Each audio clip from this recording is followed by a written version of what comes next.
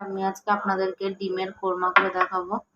আমি এখানে 6টা ডিম নিয়েছি। আমি ডিমগুলোকে ভালোভাবে সিদ্ধ করে আমি ছোকলা ছাড়িয়ে নিয়েছি ডিমের। আমি এর মধ্যে দেবো, আমি পেঁয়াজ কুচি নিয়েছি 4টে মাঝারি সাইজের, আমি পেঁয়াজ কুচি নিয়েছি।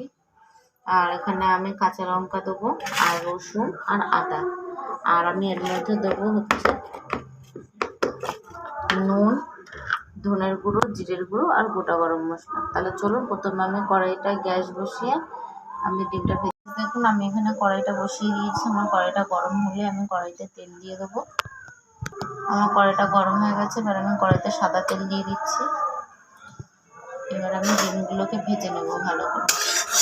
গাইস দেখুন আমার তেলটা গরম হয়ে গেছে, এবার আমি ডিমগুলো দিয়ে দেবো। দেখুন গাইস আমার ডিমগুলো ভাজা হয়ে গেছে, ভেজে আমি তুলে রেখেছি।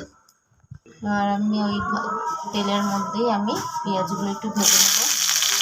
বেশি কড়া করে আমি ভাজবো না, হালকা ভেজে নেবো যাতে পেঁয়াজের কাঁচা গন্ধটা চলে যায়। আমি এবার কাঁচা লঙ্কাগুলো দিয়ে দিয়েছি। এবার আমি আদা রসুনগুলো সব একসাথে দিয়ে আমি ভালো করে ভেজে নেব। গাইস দেখুন আমি কড়াই থেকে নামিয়ে নিয়েছি। দেখুন আমার মশলাগুলো একটাও কিন্তু পুড়ে যায়নি বা বেশি কড়া ভাজা হয়ে যায়নি। আমি একদম হালকা ভেজেছি যাতে মশলার এই কাঁচা গন্ধটা চলে যায়। এবার আমি এটা ঠান্ডা করে আমি বেটে নেব। গাইস আমি কড়াই বসিয়ে দিয়েছি, আমি এর মধ্যে এবার সাদা তেল দিয়ে দেবো।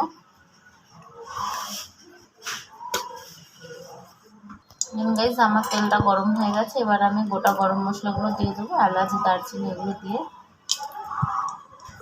এবার আমি পেঁয়াজ, আদা, রসুন আর লঙ্কার ওই পেস্টটা দিয়ে দেবো। গাইস দেখুন এবার আমি একে একে সব মশলাগুলো দিয়ে দেবো। আমি 1 চামচ মতন এখানে ধনের গুঁড়ো দিয়ে দিচ্ছি, 1/2 চামচ মতন জিরের গুঁড়ো দিয়ে দিচ্ছি। আমি এখানে কোনো হলুদের গুঁড়ো বা শুকনো লঙ্কার গুঁড়ো ব্যবহার করবো না। দিয়ে মশলাটাকে ভালোভাবে কষিয়ে নিচ্ছি। আর আমি আন্দাজ মতন নুন দিয়ে দিচ্ছি, দিয়ে আমি মশলাটা ভালো করে একটু কষিয়ে দিচ্ছি।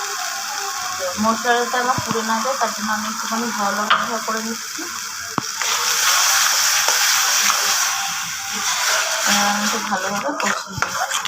গাইস দেখুন আমি এখানে কাজু বাদাম, 4 মগজ আর পোস্ত 3টে উপকরণ একসাথে নিয়ে মিক্সিতে ভালো করে পেস্ট করে নিয়েছি। এটা আমি আপনাদেরকে তখন দেখাতে পারিনি, আমি এখন দেখিয়ে দিলাম। পেস্ট করার পর আমি এবার এটা এখানে দিয়ে দেবো।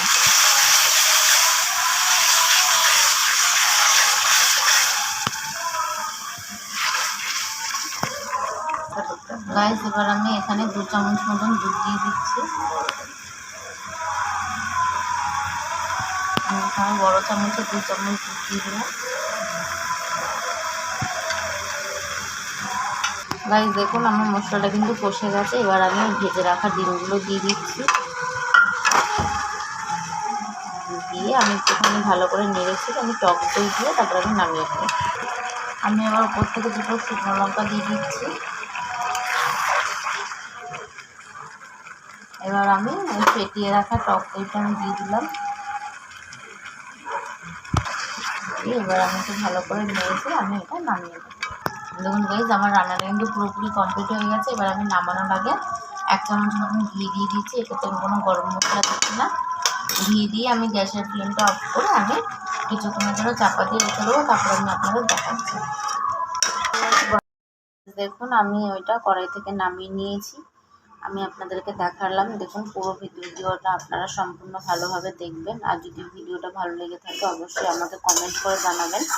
আপনারা এরকমভাবে একবার খেয়ে দেখুন, আমার আশা করি আপনাদের ভালো লাগবে রেসিপিটা।